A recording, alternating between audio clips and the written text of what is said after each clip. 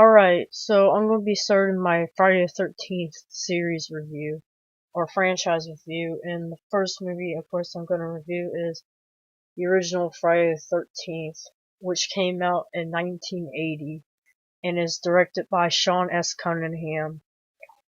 Uh, like I said in my the first Halloween review, uh, that this was the first movie to be officially called a slasher film, just because of the extreme violence and the body count in it.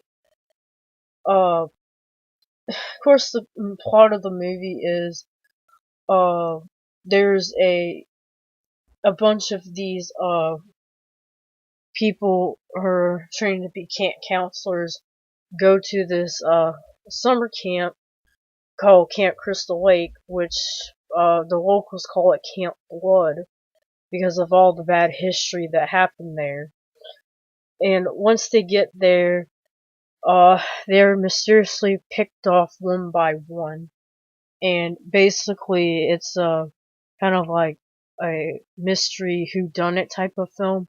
But of course, most people have seen this movie, and it is Mrs. Voorhees, Pamela Voorhees, Jason's mother. Yes, Jason's not the killer in this one, which most people already know that. But he makes an appearance at the end in a dream sequence. Um, I'm not really a big fan of the Friday the 13th series. Like, if my favorite one is part 4, I don't know, there's just something about it that just sticks out to me that makes me highly enjoy it. But this one, even though it's the first one and a lot of people would consider a classic, one of the classics in the slasher genre, is not my favorite. Uh, most the the plot's okay for a slasher movie. That's the problem with these Friday the 13th movies, that the plots just kind of repeat themselves over and over again, and they don't really switch them up to, like, part 5 and 7 and 8, and, the Jason Goes to Hell and Jason X. But basically, every movie is the same freaking movie. And mainly, most people are going to be watching this just to see people being murdered. And and another interesting thing is that this was one of Kevin Bacon's first movies, and I don't know, I think he did Animal House. Yeah, he did Animal House before this, but I think this might have been like his second or third movie, and I just thought that was pretty interesting because when I first watched it, I wasn't expecting him to be in it. Um, so, like I said, most people watch these movies for the kills, or for the nudity and the sex, or whatever. It basically, this film did set up the tropes of the slasher genre, such as, a bunch of teenagers or college students go out somewhere where they're not supposed to be, and they're hunted down and killed by a mass killer, either because they're doing drugs, or they're drinking, or having premarital sex. So, what are the deaths that stand out to me? Of course, most memorable one is Kevin Bacon's death, where he's laying down in the bed and he's smoking a joint, and someone grabs him from underneath the bed. They grab his head like this, and they shove an arrow right up through his throat. And the scene is supposed to be. I saw the uncut or the rated version. I haven't actually. I bought this. I haven't watched the unrated version, but I know that they did extend some of the gore scenes. This is supposed to be. It was much gorier than the theatrical release. But that scene was cool. There's one character. I think her name is Marcy. She's in the bathroom. She's like when the all the power gets shut down in the camp. Like a group of the camp counselors are playing strip Monopoly, which I thought that was weird. And she goes run off to go use the bathroom. And while she's in the bathroom, she hears a noise and she starts wandering around. And she turns around and then she gets an axe right in the head and she drops down to the ground.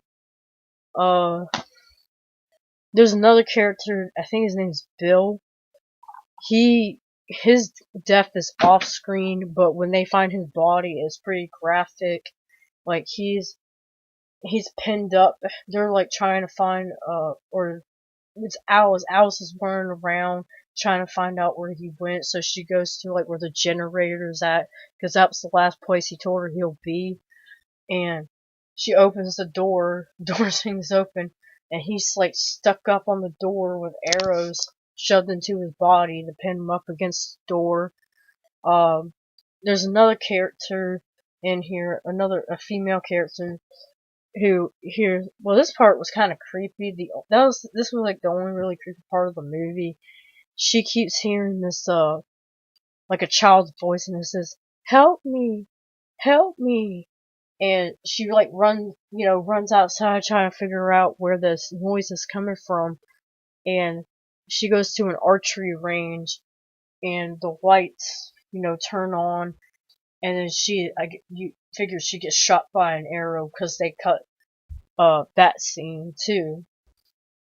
Of course, there's the owner of the camp named Steve Christie. He gets stabbed, and you don't see it. That's kind of weird for a movie like this, because I haven't watched the uncut version, which I need to. Most of the deaths are off screen, and then there's a character at the beginning of the movie. She's riding in a truck with a guy. He's taking her to the camp, and he drops her off on the side of the road because he said he won't go any further to Camp Crystal Lake.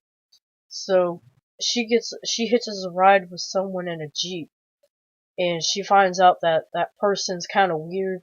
So she jumps out of the Jeep and runs into the woods, and the person catches her and slices her throat, and then you see like the blood dripping down and stuff. Yeah, the kills are not really that creative, but they're not like as creative as in the later sequels. But I think the most memorable death is Kevin Bacon's death, because it's the most graphic. And then of course you meet Pamela Voorhees, and she's like a lunatic. She thinks that her dead son's talking to her, and like she like mimics his voice.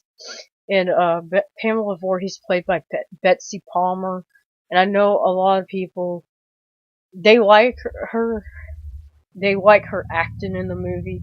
But when the movie first came out, she trashed this movie.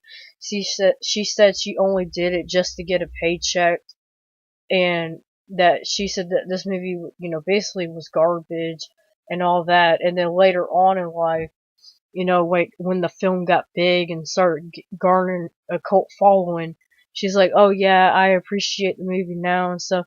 I mean, I thought that was kind of weird, but I was like, it's the past or whatever. But I just thought it was kind of weird. Like, she trashed the movie before, and then when it got big, she kind of changed her mind about it. I thought, that's kind of odd. But anyways, I thought her acting was okay in this movie. I mean, it's not like the best thing, 'cause you can kind of tell, like, she didn't want to be there. But I mean, what she did deliver, is kind of over the top, but she is playing a crazy lady who thinks that her son's talking through her. And her and the main girl are left, named Alice, and they start fighting each other on the beach. And then Alice takes a machete, cuts her head off, and then it comes later. The cops come and pick her up, and they ask her what happened, and she said that she had a dream.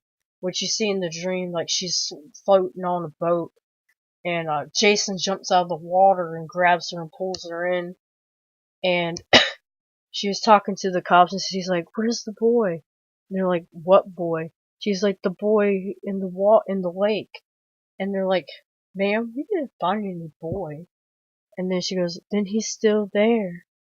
And that's where they wanted, for some reason, I don't know why the Jason character got popular after that scene, because it's him as a child, and it's only a split second. But then after that, for some reason, they make Jason the main character in the rest of the series, which I'm fine with that, because Jason is kind of scary and imposing. But anyways, yeah, I mean, like I said, it's not my favorite in the series, but it is the first movie, and it does start off the series. And I know that this was only supposed to be one movie because the writer wrote this more as a mystery, like a whodunit kind of thing, and he wasn't expecting much. He just wanted like a decent movie.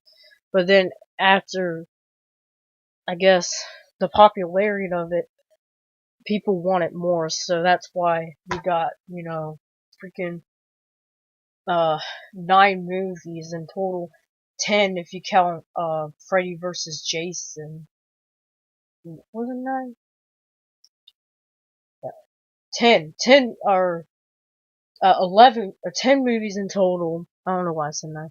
10 movies in total, and the crossover film Freddy vs. Jason, and of course the remake. But anyways, that's my review.